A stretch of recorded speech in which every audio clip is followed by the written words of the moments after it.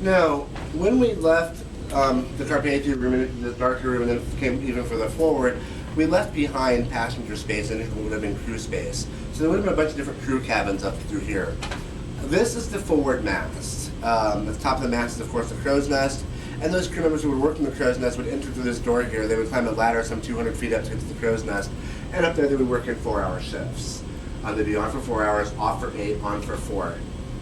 Now, it is a statement for my generation and those younger than me that when I tell like younger kids this, they go, "Oh, sweet, they only had to work for 4 hours." Well, yes, but the conditions were horrible. It's the North Atlantic. You're open to the elements. It's cold. Of course you only work for 4 hours. Of course, it's also easier to stay alert for a shorter period of time than it is to stay alert for a longer period of time. So, while you're only working 4 hours, but that 4 hours you're staring at the horizon, basically looking at a line that discerns 2 different shades of blue, looking for danger to your ship that may or may not be there. If you're there for much more than 4 hours, I imagine you'll start seeing things that aren't there, or not seeing things that are.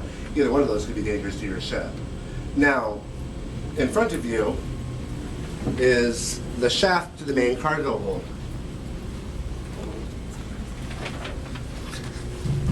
It's hollow. Now, if there's anybody up on deck there, we probably just scared them, but that's all right.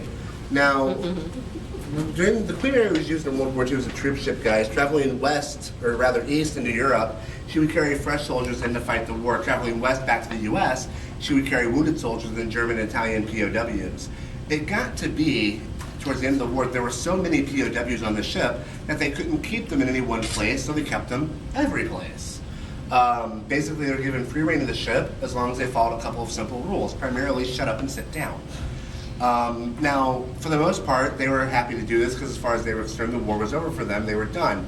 There were, of course, with any group or segment of the population, a percentage of people who were just not going to follow rules, and they were placed into the cargo hold. Now, there are 3 places really that our ghost hunters like to visit when they're on the ship. That door I told you about, the cargo hold, and the pool. The pool is our last destination on the tour. The cargo hold, ghost hunters can get down there, but there's a lot of hoops they have to go through to do it. Paperwork they have to sign, waivers they have to sign, and then they have to be escorted by security the entire time. The reason they have to be with security the entire time is to get down there, you have to go down 4 flights of stairs that are built like this. And they want to have security with you just in case somebody gets hurt, so there's somebody there to respond quicker. Now, I have spoken to some of these ghost hunters who have been down there, and one of them was like, "Yeah, I recorded this conversation that took place entirely in German, and the phrase, we kept hearing this one phrase, der Teufelhunden." Der Teufelhunden is a German phrase, it means the devil dogs. It's basically a nickname that they gave the Marine Corps during the war. Now, one of these guys I talked to said, "Yeah, I recorded this conversation entirely in German. They sounded angry." And I looked at him, I stopped him right there. I said, "Have you ever heard a conversation take place in German that didn't sound angry?" He said, "Well, no." I said, "There you have it." He was kind of upset. I think it hurt both his feelings. And so I tried to make him feel a little bit better. I said, but I completely understand. I mean, you know, they're dead. They're trapped in a cargo hold, and their side lost the war. I'd be pretty upset too. It didn't help him much. He kind of cursed me out and walked off. What else? Anyways, we're about to go down a flight of stairs, guys. Now, these are the steepest stairs you will face on this ship all day. They are built like this. It's basically a crew staircase. It's a ladder. We are also going down to a dark environment. So if you're not comfortable with the dark, or you're not comfortable with really steep stairs, stay here. We'll be back in just a couple of minutes. We're not going to be down there very long. Otherwise, follow me.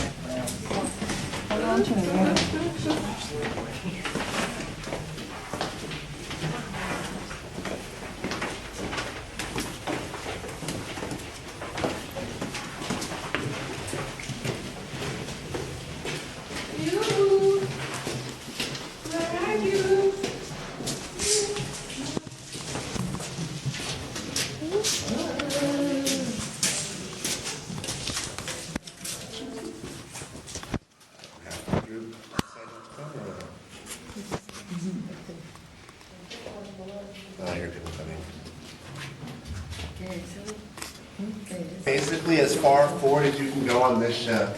Up there, that's the front. You can't go any further forward than that. On the other side of that steel panel is open air, and then a fall to the ocean. Which could be fun, I suppose. Now, this was the rope storage and then mail storage area of the ship. They would keep the rope up on these shelves, and then the mail would be stacked in piles on the floor. And they would be lowered to this shaft here, going all the way down to the bottom of the ship, and then they would load each level up. Now, the reason they would carry mail, guys, because I told you in the tour when I said, welcome aboard the RMS Queen Mary. RMS stands for Royal Mail Ship. This ship's entire purpose was actually to transport mail to and from North America. That's why she was built. So they decided that they would basically put this portion of the ship to mail. The rest of the ship is for passengers and crew and whatever. Now, during the war, there's a couple things that you guys should know. Her main function during the war was as a troop ship and then a hospital ship on traveling east and carrying wounded soldiers and POWs and whatnot. Now, she would make the trip across the Atlantic Ocean by herself during the war. The reason for this is she was the fastest ship in the world until 1952. In 1952, the SS United States came into service and took the speed record from the Queen Mary. The other ships hold it now, but if the SS United States was still in service, she would still be the fastest ship in the world. She could go faster backwards, and a lot of ships would go forward. The reason for this, the Navy built her engines. Her top speed is classified, even now. Now, like I said, during the war, she would make a trip across the Atlantic Ocean by herself, and her course was never the same. She never took the same route twice, and always, the whole time, she was changing directions every 7 minutes. So she would go along, she would zig and zag across the Atlantic Ocean. She would leave New York, she'd be escorted for about 150 miles by a couple of U.S. Navy destroyers, then they would turn around. She would go on by herself, she'd start zigging and zagging across the Atlantic Ocean. She would meet up with another ship off the coast of Ireland, the HMS Curacao.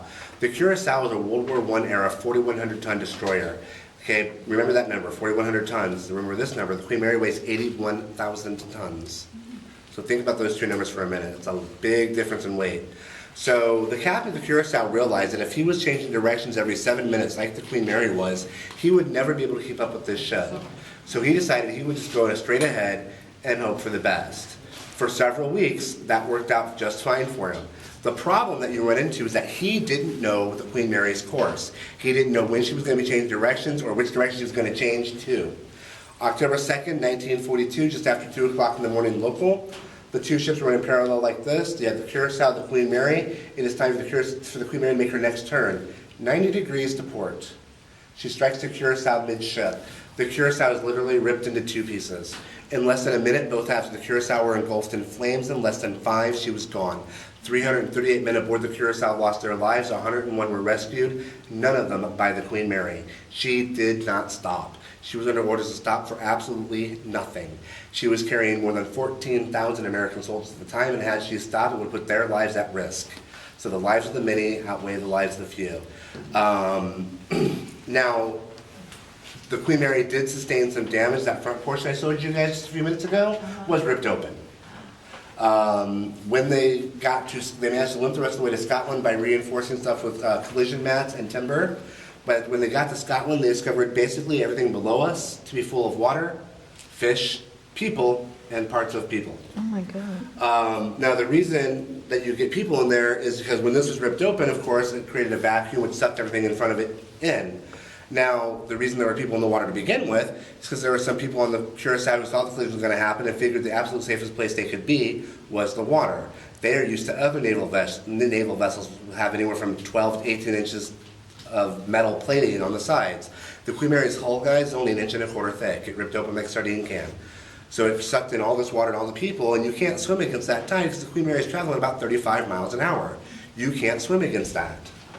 And so basically there are people who drowned or whatever. And then the reason we have parts of people is because this is ripped open, like I said, it was all jagged. No one's ever reported anything ever actually happening in this area. Although I'm willing to bet that if you were here on October 2nd at roughly 4 o'clock in the morning, which would translate roughly to about the same time the accident actually occurred, it's probably a fairly active environment. A lot of different echoes from the past and things like that. Which is why you will never find me here at 4 o'clock in the morning. At least not in this area of the ship. I have been on the ship at 4 o'clock in the morning, generally asleep. This way.